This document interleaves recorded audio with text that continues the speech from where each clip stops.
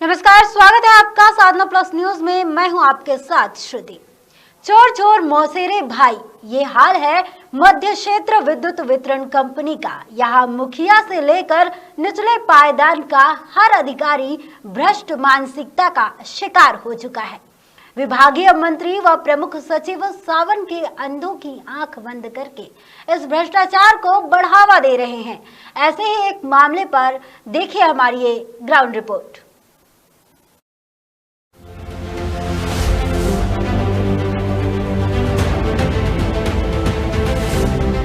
रायसेन जिले के बरेली ग्रामीण विद्युत वितरण केंद्र पर पदस्थ जूनियर इंजीनियर विवेक गौतम पर ग्रामीणों ने अवैध वसूली के आरोप लगाए हैं। गरीब ग्रामीणों के अनुसार विवेक गौतम द्वारा हर महीने उनसे बिल के रुपए वसूल किए जाते हैं, मगर कोई रसीद नहीं दी जाती। साथ ही डीपी रखने के एवज में 5,000 रुपए की रिश्वत हर बार ली जाती है। इस सबसे परेशान ग्रामीणों ने इसकी लिखित शिकायत बिजली विभाग के वरिष्ठ अधिकारियों से की, मगर अधिकारियों ने इस मामले पर कोई कार्रवाई नहीं की है। यहाँ वह कहावत सटीक बैठती है, जहाँ राजा ही चोर हो तो सिपाही भी चोरी करेंगे ही।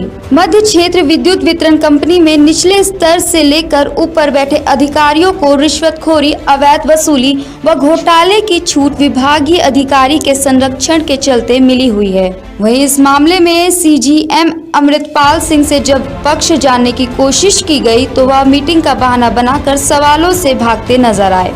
अब सवाल उठता है, जिस जूनियर इंजीनियर विवेक गौतम पर चिकलोद में पद स्थापना के समय रिश्वत लेने का मामला सामने आया था, जिसमें शिकायत के बावजूद विभाग ने कोई कार्रवाई नहीं की और अब रैली का पूरा गांव इनकी रिश्वतखोरी व घोटालों की आदत से परेशान है। इसके बावजूद विवेक गौतम पर विभागीय अधिकारी कोई कार्रवाई क्यों नहीं कर रहे हैं? क्या इस अवैध वसूली व रिश्वतखोरी का हिस्सा ऊपर बैठे अधिकारियों को भी दी जाती है? मध्य प्रदेश में तमाम वादे किए जाते हैं ग्रामीणों को बिजली मुहैया कराने के लिए। प्रदेश के मुख्यमंत्री ने जब सरकार कांग्रेस की थी तब कहा कि आप बिल मत भरिए, जब हमारी सरकार आएगी तो हम आपको सारे बिल माफ़ कर देंगे। लेकिन असल में ग्राउंड की स्थिति क्या है, उसको लेकर हम रायसेन के सिंध गांव में आए हुए हैं। यह काफ़ी प्रसिद्ध है यह गांव, क्योंकि यहाँ पर एक मंदिर है बजरंगबली का, जिसके नाम से यह गांव पूरा प्रसिद्ध है। लेकिन बरेली जो वितरण केंद्र है उसके अंतर्गत यह गांव आता है और वहाँ के जूनियर इंजीनियर जो कि पहले भी बाड़ी में जब पदस्थ थे, वहाँ उनके जो कारनामे रहे, चिकलौद जो केंद्र पर उनके रिश्वत के कांड रहे, वहाँ से उनको हटाया गया जो विवेक गौतम जी को। आज वो यहाँ पर जूनियर इंजीनियर हैं बरेली में, और उनके आने के बाद की स्थितियाँ क्या हैं, लोग यहाँ पे भी आज परेशान हैं। उनसे वही रिश्वत और वही तरीके अपनाए जा रहे हैं, जिससे लोगों को काफ़ी परेशानी हो रही है। उसको लेकर हमारे साथ वो ग्रामीण हैं, इस ग्राउंड पर हम हैं और उनसे जानेंगे कि आखिर क्या वजह रही कि उनको बिजली के लिए धरना देना पड़ा। सरकार भाजपा की है, सवाल जनता से लेंगे कि असल में हुआ क्या था। तो सबसे पहले आपसे जानेंगे, क्या नाम है आपका? गणेश। क्या हुआ था कि आपको धरना देना पड़ा? कितने समय से बिजली नहीं है आपके यहाँ? महीना है। 1 महीने से नहीं है।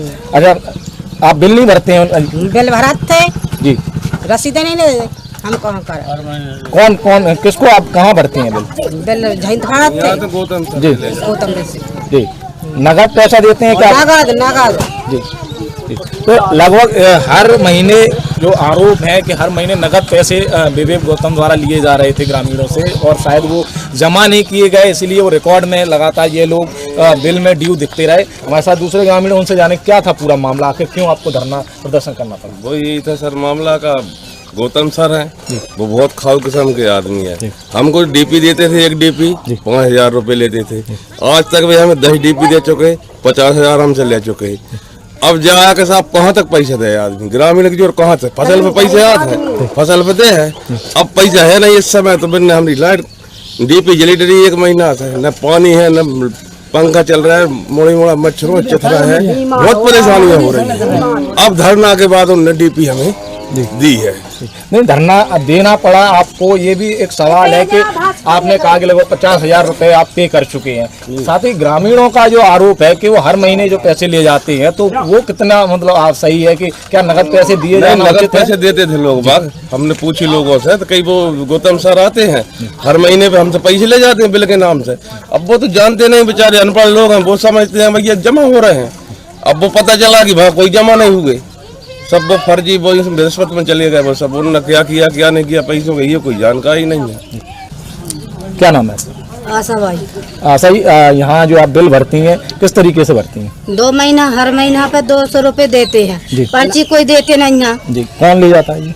गौतम मतलब आपके एरिया के जो एमपीवी के अधिकारी हैं वही आते हैं? एमपी के अधिकारी हैं, बच्चों को हम रेंगाते हैं, डीपी जल जाती हैं तो वो जान के कहते हैं कि कहाँ आ गए। अब भी रेंगाई थी, जली मली रेंगाते थे, 8 दिन नहीं चलती, अभी महीना भर हो गए हमें अंधेरे में रेत। सब गरीब लोग हैं, मेहनत मंजूरी करें कि हम पैसे भरत रहा। हमारे साथ इस गांव के जनप्रतिनिधि भी हैं, सरपंच हैं, जिनको जनता ने वोट दिया है और काफ़ी जनता परेशान है।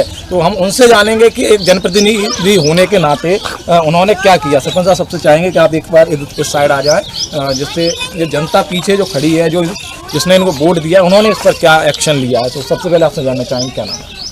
यशपाल रघुवंशी अधिवक्ता हूँ। मेरी मिसेज अभी यहाँ सरपंच निर्वाचित हुई है। जी, अभी जिस तरीके से इन लोगों को धरना देना पड़ा बिजली के लिए, आज के समय में अगर बिजली के लिए धरना देना पड़ रहा है तो तबाह के सवाल उठता है। तो क्या पूरा रहा इस क्या वजह क्या रही, ऐसे क्या समस्याएं खड़ी हो गई जो लोगों को धरना देना पड़ा? इतनी बुरी स्थिति है इस गांव में, बिजली की कोई मेंटेनेंस नहीं होता, वायर बदले नहीं जाते, कई सालों से पुराने वायर पड़े हैं, कटे फटे वायर पड़े हैं, कब किसको करंट लग जाए कोई गारंटी नहीं है। कुछ दिन पहले एक लड़का भी वायर के करंट की चपेट में आने की वजह से उसकी मृत्यु हो गई थी। बहुत बुरी स्थिति है, ये शायद वजह रही हो। एक के बाद एक लगातार यहाँ ट्रांसफार्मर जले, 10 ट्रांसफार्मर जले। हमारे जो लोकल ऑफिसर हैं एमपीवी के, एक ट्रांसफार्मर देते जो 2 दिन चलता, 2 दिन बाद वो ट्रांसफार्मर ख़राब हो जाता, फिर दूसरा दे देते। उनने धंधा मचा लिया था। एक ट्रांसफार्मर पर गांव के लोगों से 5,000 रुपये वसूला जाता था। 10 ट्रांसफार्मर गांव के लोगों ने लिए, 5-5 हज़ार दिए भी, 50,000 चुका चुके। गांव के लोगों को लूट खाया एमपीवी ने, परेशान हो गए। और 17 अगस्त से स्थिति ये थी कि एक भी ट्रांसफार्मर, 3 ट्रांसफार्मर इस गांव में लगते हैं, एक भी ट्रांसफार्मर जीवित नहीं था, सब खराब हो चुके थे, जल चुके थे। 17 अगस्त से 17 सितंबर आ गया। 16 सितंबर को गांव के लोग विवश हो गए। महीना भर प्रेयर की, हाथ पैर जोड़े अधिकारियों के, भैया ट्रांसफार्मर दीजिए, आपकी तरफ से लगवाइए, लेकिन कोई सुनने को तैयार नहीं था। लोगों से, गरीब लोगों से बदतमीजी से ये डिपार्टमेंट के लोग बात करते थे। विवश होकर हमारे पूरे गांव को एक राय होकर वहां जाना पड़ा। अपना शांतिपूर्ण धरना हमने कार्यालय के सामने, डीई साहब के कार्यालय के सामने दिया, और सुबह 10 बजे से बैठे रात को 8 बजे इन लोगों ने एक ट्रांसफार्मर 63 का दिया, एक 25 का दिया, और अब ये वादा किया कि हम आगे से सप्लाई नियमित बनाए रखेंगे। साथ में हमने ये भी शिकायत की कि आपके ऑफिसर्स, लोकल ऑफिसर यहाँ गरीब लोगों से पैसा वसूलते हैं, उन्हें रसीद नहीं देते, उनकी रसीद भी दीजिए। लिखित शिकायत हम वहाँ दर्ज करके आए हैं। कोई कार्रवाई यदि उस शिकायत पर नहीं होती है तो हम थाने आ जाएंगे, क्रिमिनल ऑफेंस की कार्रवाई चालू करेंगे। थाने के लोग भी अगर कार्रवाई नहीं चालू करते हैं तो प्राइवेट कंप्लेंट हम कोर्ट के समक्ष लगाएंगे। इस बात की प्राइवेट कंप्लेंट की बात चल रही है, और इसको लेकर हम आपको बताएं कि विभाग विवेक गौतम पर किसी भी तरीके की कार्रवाई नहीं कर सकता। उसकी वजह है कि इससे पहले जो रिश्वत के उनके मामला सामने आया, इस पूरे मामले पर डी से लेकर एमडी तक शिकायतें की गई, और वो सिर्फ जांच और जांचों तक ही रहा। और आज इसकी जो समस्या जो है वो लोगों के लिए इसलिए बन गई क्योंकि एक भ्रष्ट अधिकारी को एमडी से लेकर मंत्री और पीएस का सीधा संरक्षण है। आगे अगर ऐसी इस मामले पर कार्रवाई नहीं होती है तो लोगों का क्या रिएक्शन रहेगा, इसको लेकर हम लगातार आपको अपडेट देते रहेंगे। ब्रजेश यादव, साधना प्लस, भोपाल।